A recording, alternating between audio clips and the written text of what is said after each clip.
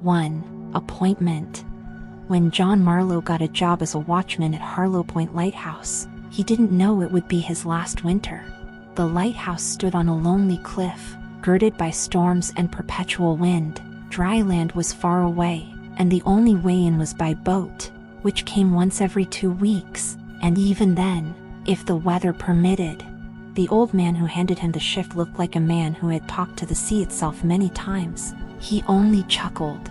The main thing is, don't look in the mirror after midnight, and don't answer the knock. John laughed, thinking it was just superstition. How wrong he was. 2 Noise outside the walls.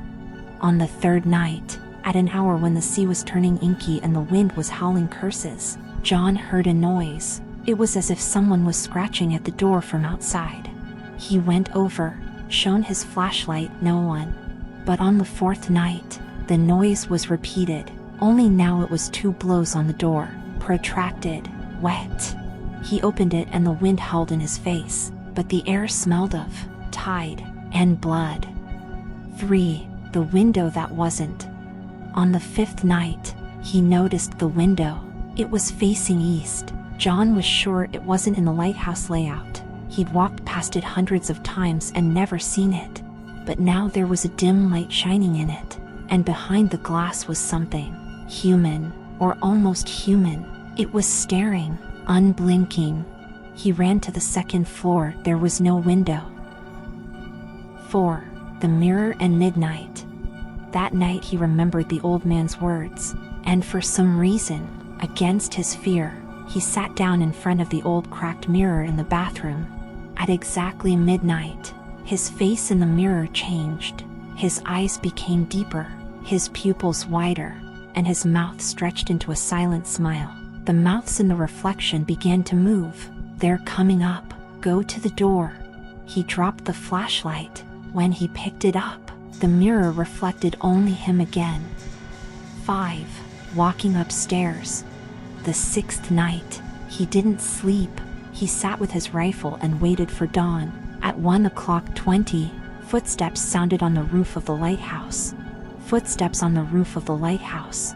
He ran upstairs, but when he ran out onto the observation deck, all he saw were footprints. Wet, long webbed footprints. They led down. 6. The Harlow Point story. On the 8th night, a storm wrecked the dinghy. John realized there was no turning back.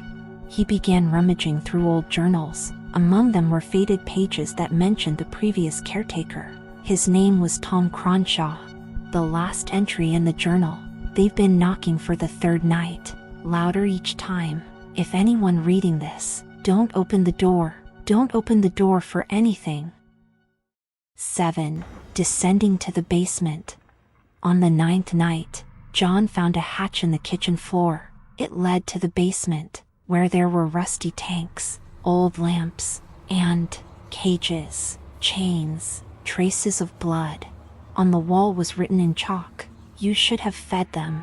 He walked back out, feeling someone watching from the darkness. 8. The sea calls. On the evening of the 10th day, John stood on the balcony of the lighthouse and looked out into the raging sea.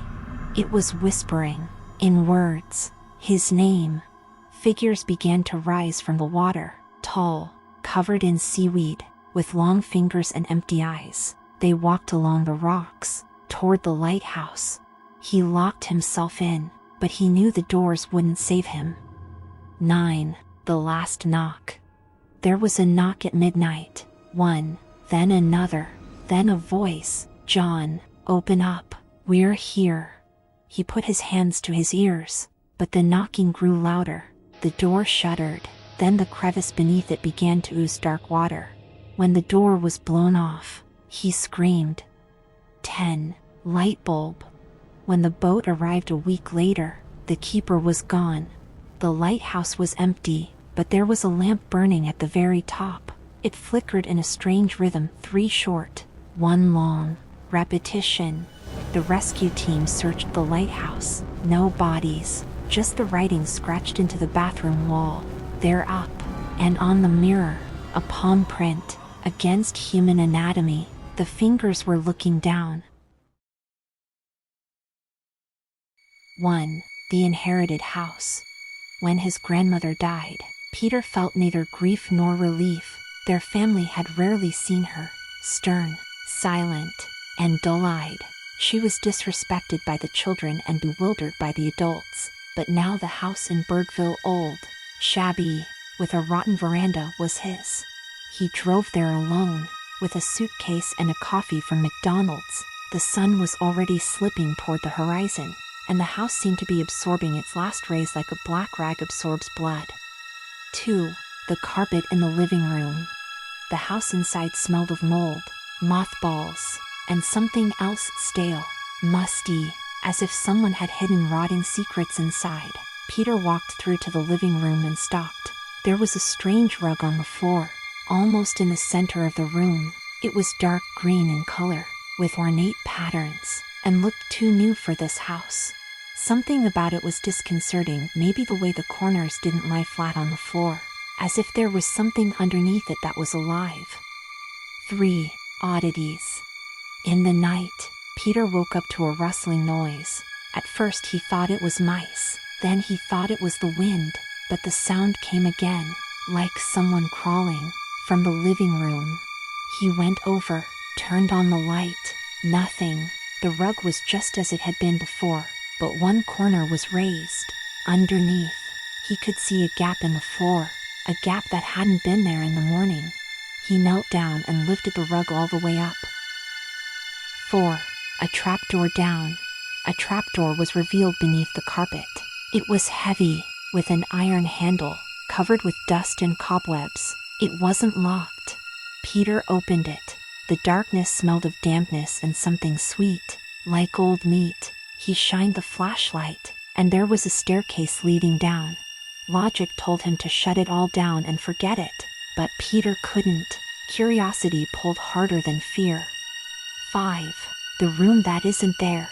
The basement wasn't really a basement. It was a square room cut straight into the ground, windowless, but with stone walls on which shadows moved even when he didn't move. In the center stood a table, on it, a chair, and a scarecrow. No, not an effigy, a human figure wrapped in cloth. It sat bent over, as if waiting. Peter took a step. The figure moved. 6. Whispers. He rushed upstairs, slammed the hatch shut, piled his whole body on top of it. He breathed for several minutes, trying not to cry. But the whispering didn't stop. Barely audible at first, then louder and louder. You opened the door. You let. The house got cold. All the clocks stopped at 3:33. Something was scraping outside the windows. The trapdoor began to shake. 7. Grandma's hospitality. The next day, Peter found the diary. It was hiding in the closet behind some old sheets. Grandma's handwriting. The entries are strange, fragmentary. It begs for food. It doesn't forget. It was here before the house. I keep it under the rug. The carpet is a seal. Don't touch it. Never. Peter realized that he had discovered something ancient, and that it now knew him. 8. Rebirth. At night, he dreamed of corridors whose walls pulsed with life. He walked down them, hearing footsteps behind him, and then he would wake up and feel someone standing next to him, someone watching.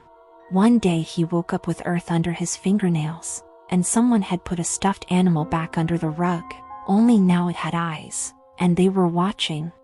9. Second attempt. He tried to board up the hatch, nailed up the boards, put furniture on top, but the next morning it was all lying aside, neat, as if someone had carefully cleaned it up. And on the carpet was a dirty inscription, "You're with me." He tried to drive away, but the car wouldn't start. The phone didn't pick up the network. The road out of the village had become overgrown overnight. 10.